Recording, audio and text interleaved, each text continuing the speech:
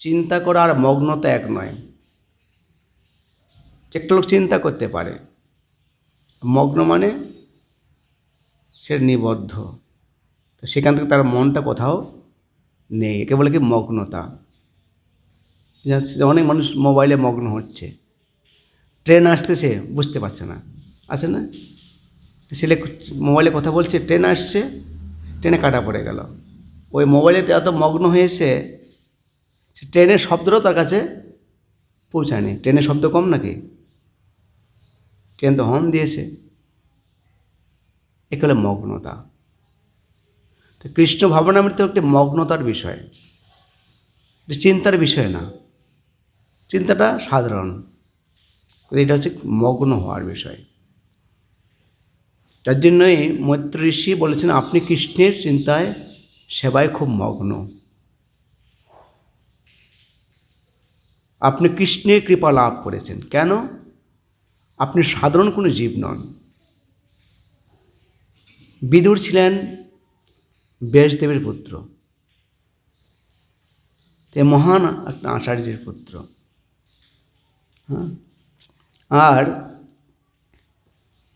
এই যে একটি জন্ম, এটা একটা বিশাল বিজ্ঞান। যে জন্মটা এটা বিশাল একটা বিজ্ঞান। হ্যাঁ, অর্থাৎ ভাগ্যবান বা মহাত্মাগণ, সুকৃতিবান জীবগণ, সুকৃতিবান পিতার বীর্যে যান, সেখান থেকে তারা জন্মগ্রহণ করেন। বিদুরের সেই ঘটনাটি ঘটেছিল। তিনি মহান একজন আচার্য ছিল, ব্যাসদেবের পুত্র। কোনো অংশে কম ছিল?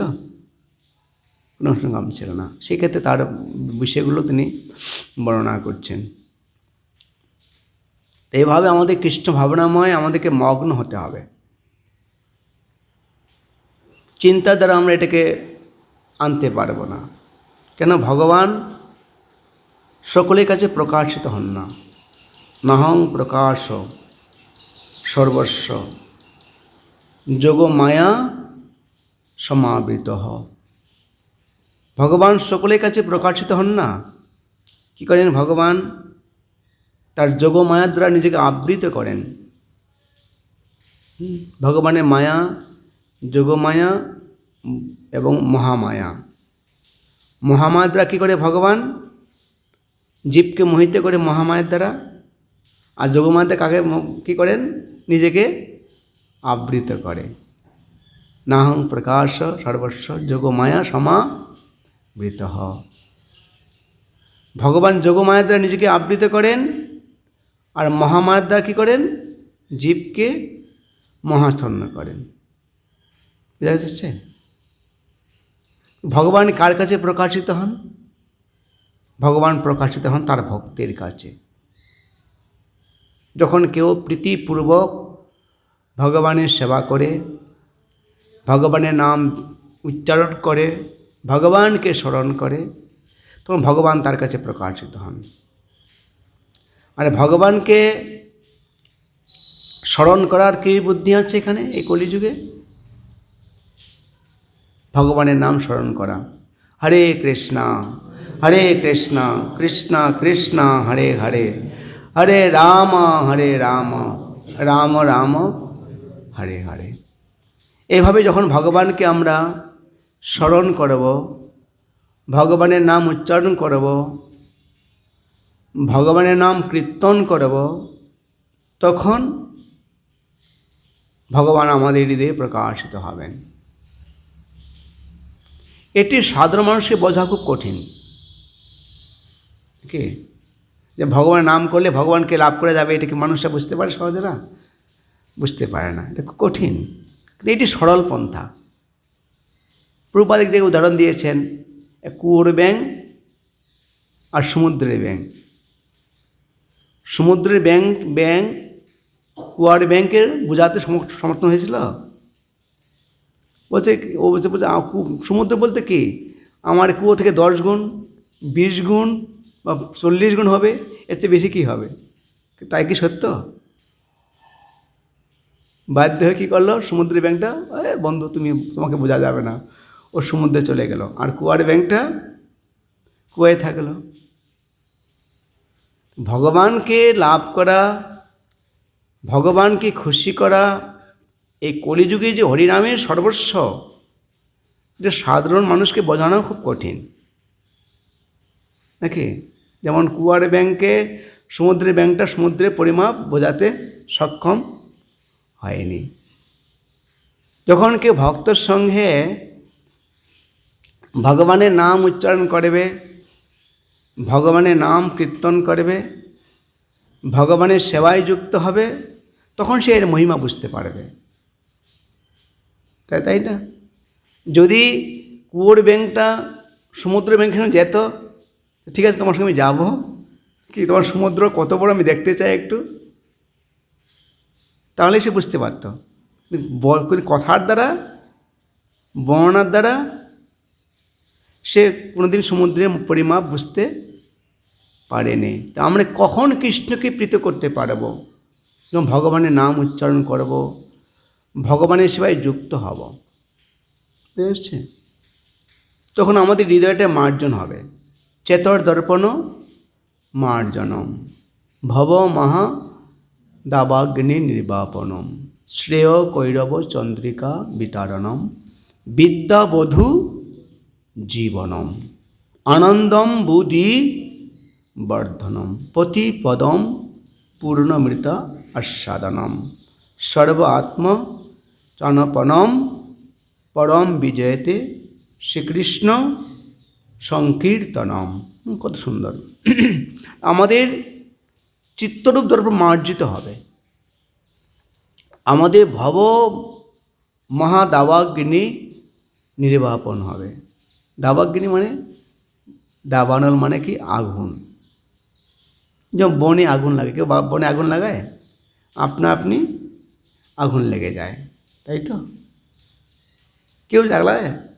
তো সংসাররূপ দাবানল, এটা কেউ জ্বালাতে চায় না। কেউ বলে তোমরা ঝগড়া করো, তোমাদের বাড়িতে আমরা দেখতে আসবো একটু, তা আমরা আপনা আপনি ঝগড়া লেগে যায়।